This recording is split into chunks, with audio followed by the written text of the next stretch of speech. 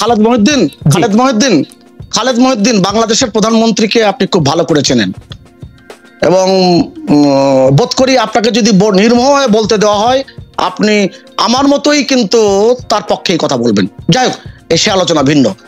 আপনাকে খুব খোলামেলা একটা কথা বলি, বঙ্গবন্ধু হত্যাকাণ্ডের মামলা শুনতে চাননি কিংবা মামলা করেননি, তিনি পরিচালনা করেননি, বিব্রত হয়েছেন, এমন ব্যক্তিও কিন্তু বঙ্গবন্ধু কন্যা শেখ হাসিনার সময় কিন্তু প্রধান বিচারপতি হয়েছেন।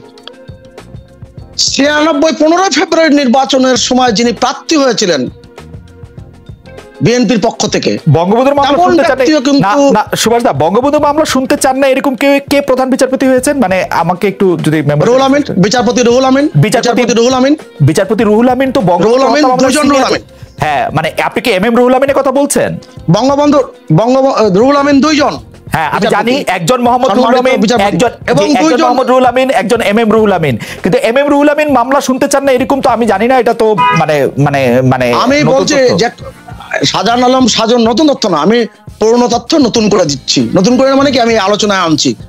দুইজন রুহুল আমিনের মধ্যে একজন রুহুল আমিন বঙ্গবন্ধু হত্যা মামলার তিনি বিব্রত বোধ করেছিলেন, পরবর্তীতে তিনি কিন্তু প্রধান বিচারপতি হয়েছেন বাংলাদেশে বঙ্গবন্ধু কন্যা শেখ হাসিনার সময়।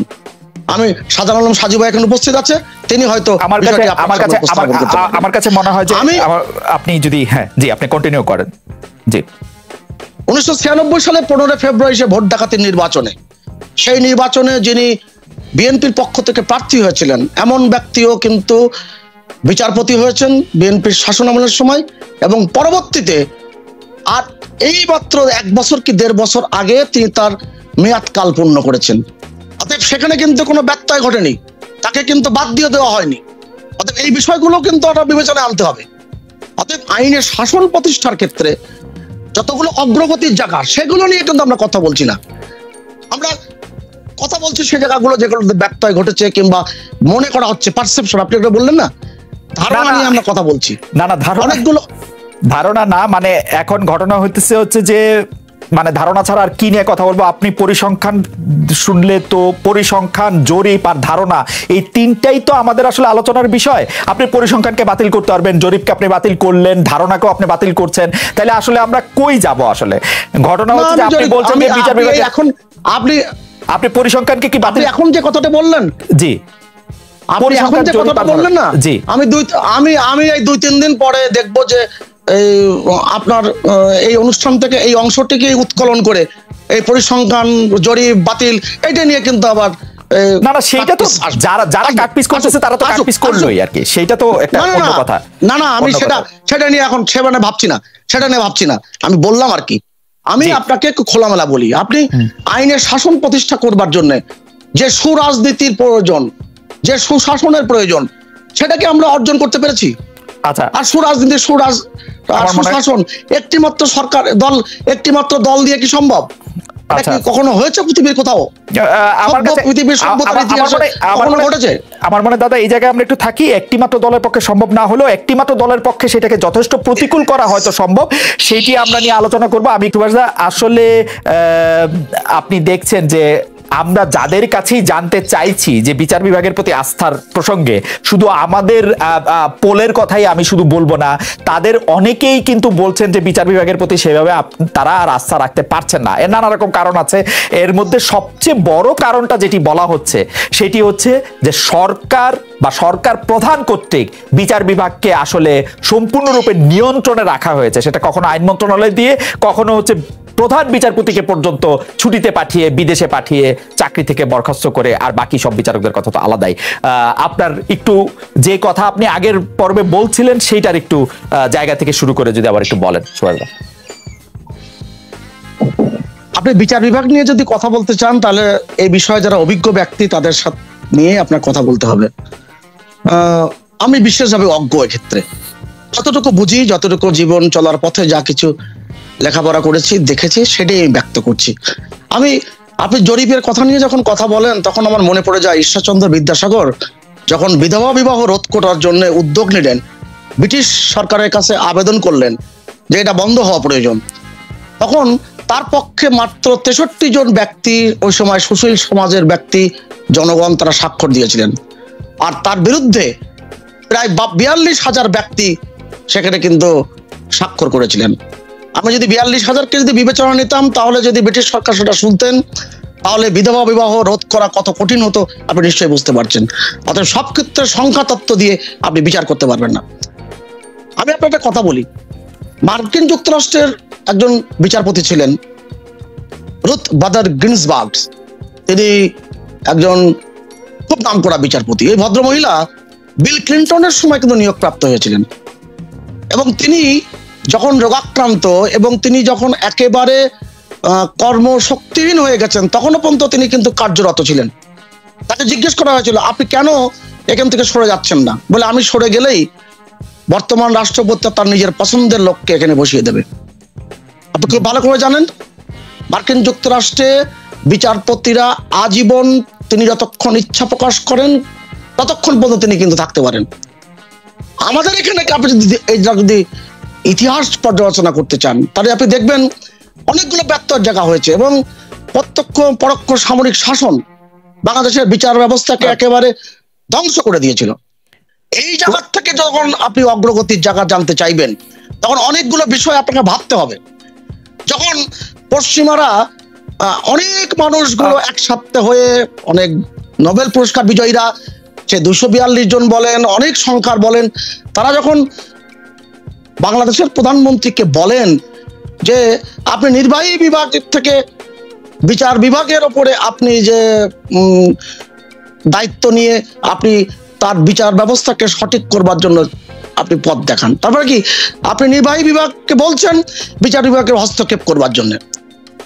আমি যতটুকু বলি না, সুভাষ দা, এইটা আসলে কিনা সুভাষ দা, আমার কাছে মনে হয় যে সেইটা সঠিকতা নিয়েও আমি আসলে একটু কথা বলবো। আমি পাশাপাশি দুটি সিদ্ধান্তের দিকে আপনার একটু নজর আনতে চাই, যে বাংলাদেশের বিচার বিভাগ কিরকম সেটি বোঝার জন্য।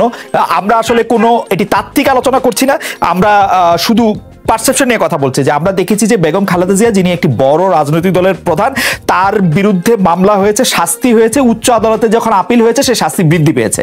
আমরা দেখতে পাচ্ছি যে বড় একটি কোম্পানির নামে যখন বিদেশে টাকা পাচারের কথা বলা হচ্ছে, সর্বোচ্চ আদালত থেকে বলা হচ্ছে যে তাদের বিরুদ্ধে, আমি আসলামের কথা বলছি, তাদের সম্পর্কে আর তদন্ত চালানো যাবে না। আমি বলছি যে এই খেয়াল করি আমি যে সরকার হাসিনা তিনি কোনো মামলায় হেরেছেন বা তিনি কোনো মামলা সম্পর্কে তার প্রেডিকশন ভুল হয়েছে সেরকম আমি দেখি না। আপনি বলছেন যে বিচারক আসলে খেয়াল করে যে সরকার কি চায় প্রসিকিউশনের থ্রুতে, প্রসিকিউশন যখন তার কেস প্রকাশ করে তখন তার প্রসিকিউশনের থ্রুতে সে সরকারের চাওয়াটা বুঝতে চেষ্টা করে। তাহলে তো আমাদের একজন বিচারক দরকার নাই, আসলে আমাদের একটা সফটওয়্যার দরকার, প্রসিকিউশনের বুঝে সে সফটওয়্যার সেরকম করে করবে। যে প্রসিকিউশনের কথা শুনে বিচারক রায় দেয়, এটা মনে হচ্ছে আপাত দৃষ্টিতে, কিন্তু যেই বিচারক রায় দেয়, আপনাকে এর আগে একটা টকশোতে আমি বলেছি যে আজকে কোন বিচারকের বদলি, পদোন্নতি, কর্মস্থল নির্ধারণ, এগুলা সুপ্রিম কোর্টের সাথে পরামর্শ করে আইন মন্ত্রণালয় করে থাকে। এখন একজন বিচারকের যে প্রস্তাব হাইকোর্টে যায়, আগে আমরা দেখেছি হাইকোর্টের বিচার যখন প্রস্তাব যেত অনেক চেঞ্জ হতো, এখন চেঞ্জটা অনেক কম হয়। আর আমি একটা বলেছি পিরোজপুরের ঘটনা কিভাবে হয়েছে, বদলি কিভাবে করেছে, একই দিনে স্ট্যান্ড রিলিজ, একই দিনে বদলি, একজন যুগ্ম জেলা জজকে দায়িত্ব দিয়ে জেলা জজের অর্ডার চেঞ্জ করে দিয়ে জামিন দেওয়া হয়েছে। তো ঘটনাটা হচ্ছে আপনার ব্রাউনবাড়িয়ার ঘটনা আপনি দেখেছেন, সেখানে কি হয়েছে, বিচার সেখানে কিন্তু যারা রাজনীতির সাথে সম্পৃক্ত তাদের কিন্তু কিছু হয়নি, বিচারকটাই আতঙ্কিত হয়েছে সেখানে। যদিও পরবর্তীতে বিচারক সেখানে চাকরি করছেন, তাকে বদলি করা হয়নি, কিন্তু এই বদলির রাইটটা কিন্তু সুপ্রিম কোর্টের সাথে পরামর্শ করে বদলি, পদোন্নতি, কর্মস্থল নির্ধারণ হবে, বিষয়টি কিন্তু ইনিশিয়েট হয়, ফাইলটা কিন্তু শুরু হয় কিন্তু আইন মন্ত্রণালয় থেকে। তা আইন মন্ত্রণালয় মানে সরকার। এখন সরকার মূল যে চাবিকাঠি, মূল যে নিয়ন্ত্রক, সে তো সরকার। আপনার আর্টিকেল 116-তে আপনি দেখবেন সংবিধানের, সেখানে বলা আছে সরকার সুপ্রিম কোর্টের সাথে পরামর্শ করে এই ক্ষমতাটি প্রয়োগ করবে। তা কিন্তু সুপ্রিম কোর্টের সাথে পরামর্শ, সেই ইফেক্টিভ পরামর্শ তো আমরা দেখি না, খুব কম। সুপ্রিম কোর্টে কিন্তু সে ক্ষমতা আছে, মাঝে মাঝে করেন না তাও না, কিন্তু এই কাজটি যখন আইন মন্ত্রণালয়ের ক্ষমতা থাকে, তো সেই বদলিটা যখন ওখানে হয়, বিচারক তো সবসময় আতঙ্কিত থাকে, আমার বাচ্চা স্কুলে ভর্তি হলো, আমি বাসা টাসা ভাড়া করলাম, আমাকে চট করে বললো যে তোমাকে নীলফামারী যাইতে হবে, নয় তোমাকে, হ্যাঁ আমি ঢাকায় আসলাম, অথবা একজন খুলনায় সেট হয়েছে, তাকে বললেন তোমাকে সুনামগঞ্জে এখনই যেতে হবে, আচ্ছা আমার বাচ্চার স্কুল। ডক্টর সাজু, আমি একদম খুব বিনীতভাবে জানতে চাই যে বিচারকদের অবস্থান নিয়ে প্রশ্ন করলে এই উত্তরগুলি আমরা প্রায় শুনি, বাচ্চার স্কুল, বদলি, পদোন্নতি, আইন মন্ত্রণালয়ের প্রস্তাব, এই সেই।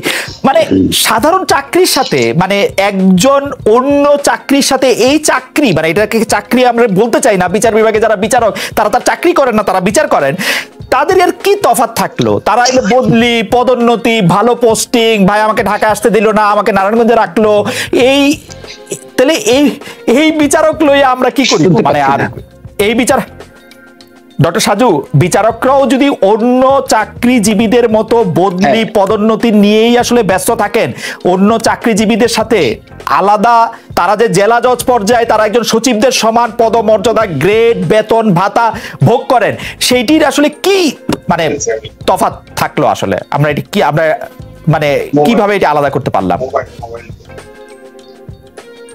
ডক্টর সাজু কি শুনতে পেয়েছেন আমাকে? এখন আমি বলি। জি জি, আমাকে শোনা যাচ্ছে? জি জি, শোনা যাচ্ছে।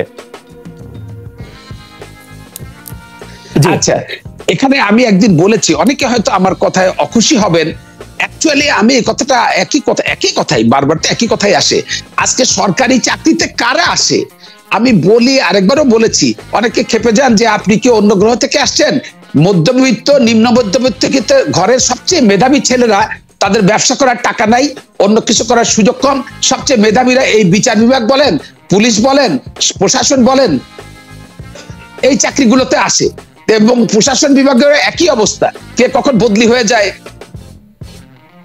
এই আতঙ্কে কিন্তু প্রশাসনও থাকে, পুলিশেও থাকে, বিচারকদেরও থাকে। তারা বিচারক তো অন্য গ্রহের লোক না, তারা বাংলাদেশেরই মানুষ।